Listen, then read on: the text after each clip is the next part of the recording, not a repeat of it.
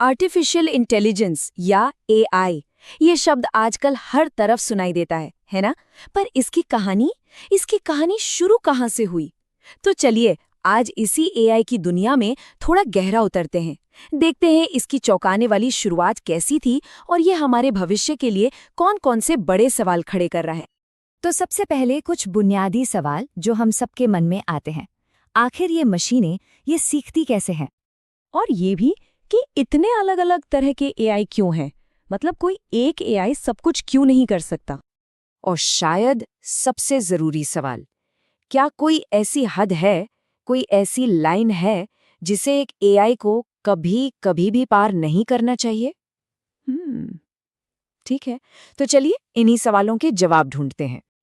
अब इन सवालों के जवाब के लिए हमें किसी हाईटेक लैब में नहीं, बल्कि बहुत पीछे 1700 के दशक के एक चर्च में जाना होगा। हाँ, बिल्कुल सही सुना, एक चर्च में। ये सब शुरू हुआ एक पादरी से। एक अंग्रेज पादरी थे, थॉमस बायस। उनके दिमाग में एक सवाल आया, क्या हम जो कुछ पहले हो चुका है उसके आधार पर आने वाले कल का अंदाजा लगा सकते हैं? और इसी सोच से उन्होंने एक थ्योरी दी कि ज्ञान कोई पत्थर की लकीर नहीं है। जैसे जैसे हमें नई जानकारी मिलती है, हमारा ज्ञान और बेहतर होता जाता है। और मजे की बात यह है कि यही आइडिया आज की मशीन लर्निंग का बिल्कुल बेसिक प्रिंसिपल है। एक कंप्यूटर एक गैस करता है और फिर उसे जितना ज्यादा डेटा मिलता जाता है, वो अपने गैस को और सटीक और पक्का करता चला जाता है। इसके बाद एआई की कहानी में जो अगला बड़ा मोड़ आया, वो एक बहुत बड़े संकट के समय आया, वर्ल्ड वॉर 2। उस वक्त जर्मनी का एक कोड था, एनिग्मा। एक ऐसा कोड जिसे तोड़ना नामुमकिन लग रहा था और वो पूरी दुनिया के लिए एक सिरदर्द बन गया था। और तब एक जीनियस मैथमेटिशियन एलन ट्यूरिंग ने एक सवाल पूछा, अगर एक मशीन कोड बना सकती है तो उसे तोड़ क्यों नहीं सकती? इसी सवाल का जवाब ढूंढने के लिए उन्हें ब्रिटिश सरकार ने ब्लेचले पार्क में बुलाया था और उन्होंने कर दिखाया। 1941 में उन्होंने बॉम्बे मशीन बनाई जिसने एनिग्मा कोड को तोड़ दिया।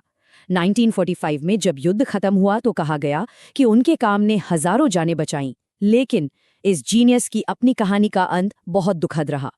1952 में समलैंगिक होने की वजह से उन पर मुकदमा चढ़ाया गया, जो उस वक्त एक जुर्म था।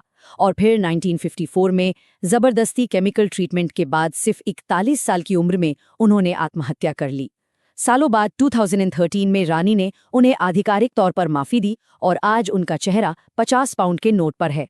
ये टेक्नोलॉजी के पीछे की एक मानवीय कीमत की एक कड़वी याद दिलाता है। तो ट्यूरिंग के काम ने एक तरह से ऐसी मशीनों की नींव रख दी थी जो सोच सकती थीं। अब वैज्ञानिकों के सामने एक नया और बड़ा सवाल था, क्या हम एक आर्टिफिशियल दिमाग बना सकते हैं? और इसका जवाब मिला आर्टिफिशियल न्यूरल नेटवर्क्स के रूप में। ये आइडिया पहली बार 1951 में सामने आया। इसका मकसद था हमारे दिमाग के अंदर जो न्यूरॉन्स के कनेक्शंस होते हैं ना, बिल्कुल उन्हीं की नकल करना। इसको एक आसान से उदाहरण से समझते हैं। मान लीजिए जंगल में आंखों ने सुनहरे रंग का 4 पैरों वाला और बड़े दांतों वाला कोई जानवर देखा। ये है सेंस करना। फिर दिमाग के न्यूरॉन्स तेजी से काम करते हैं, इस जानकारी को अपनी यादों से मिलाते हैं। ये हुआ प्रोसेस। फिर एक न्यूरॉन पैटर्न को शेर के रूप में पहचानता है, ये है आइडेंटिफाई। और फौरन दिमाग पैरों को सिग्नल भेजता है, भागो, ये है एक्शन। ये सब कुछ पलक झपकने से भी कम समय में हो जाता है। एआई भी मोटे तौर पर कुछ ऐसे ही काम करता है। लेकिन सवाल ये है कि एक मशीन बिल्कुल शुरुआत से, मतलब स्क्रैच से कैसे सीखती है? इसका जवाब फिल्म पीके में है। याद है वो एलियन किरदार, जैसे वो कभी मंदिर तो कभी मस्जिद में गलतियां करके और फिर कह सकते हैं लोगों से करेक्ट होकर इंसानी तौर तरीके सीखता है। बिल्कुल वैसे ही एआई भी अपनी गलतियों से ही सीखता है। वो जितनी गलतियां करता है उतना ही सीखता है। हर गलत जवाब उसे सही जवाब के एक कदम और करीब ले जाता है। और बस यही वजह है कि हमारे पास अलग अलग कामों के लिए अलग अलग एआई होते हैं। देखिए, हर एआई को एक खास तरह का पैटर्न पहचानने के लिए ट्रेन किया जाता है। जैसे टेक्स्ट एआई यानी चैटजीपीटी, ये अंदाजा लगाता है कि अगला शब्द क्या होना चाहिए।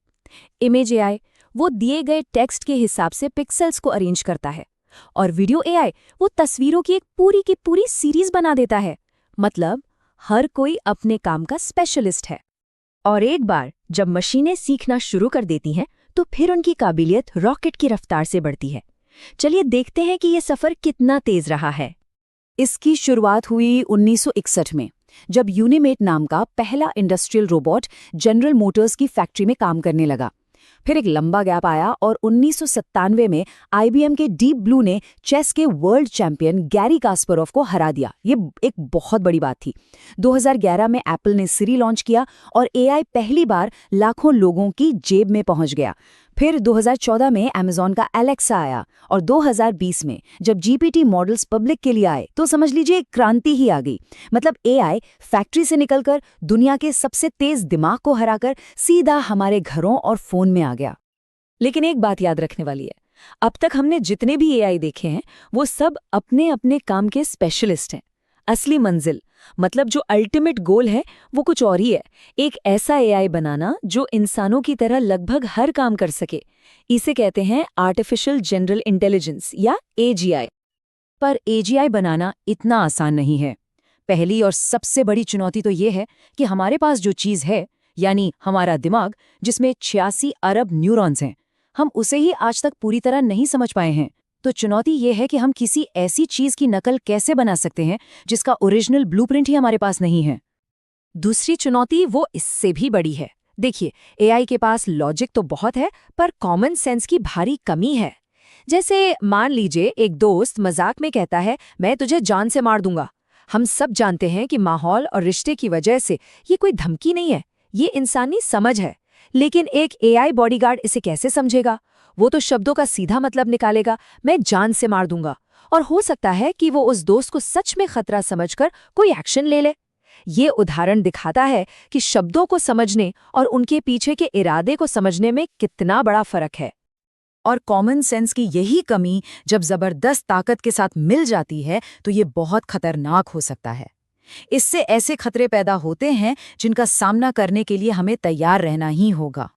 AI असल में एक दो-धारी तलवार की तरह है। एक तरफ ये जाने बचाने वाली दवाएं बना सकता है, तो दूसरी तरफ ये केमिकल और बायो वेपन भी डिजाइन कर सकता है। ये साइबर सिक्योरिटी में मदद कर सकता है, तो इसे ऑटोमेटेड हैकिंग के लिए भी ट्रेन किया जा सकता है।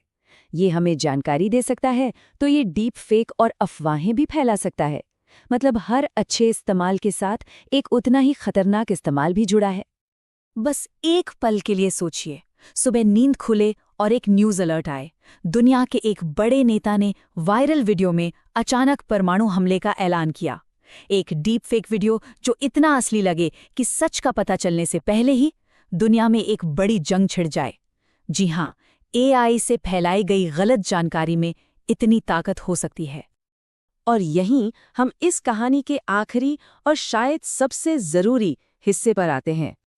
देखिए, असली खतरा AI नहीं है। असली खतरा वो इंसान है जिसके पास सही गलत की समझ नहीं है और वो AI को बता रहा है कि क्या करना है। आखिर में AI तो बस एक आईना है, वो वही दिखाएगा जो उसे बनाने वाला चाहता है। सवाल ये नहीं है कि मशीन क्या कर सकती है, सवाल ये है कि हम उसे बनाने वाले उसकी ताकत से क्या करना चाहते हैं।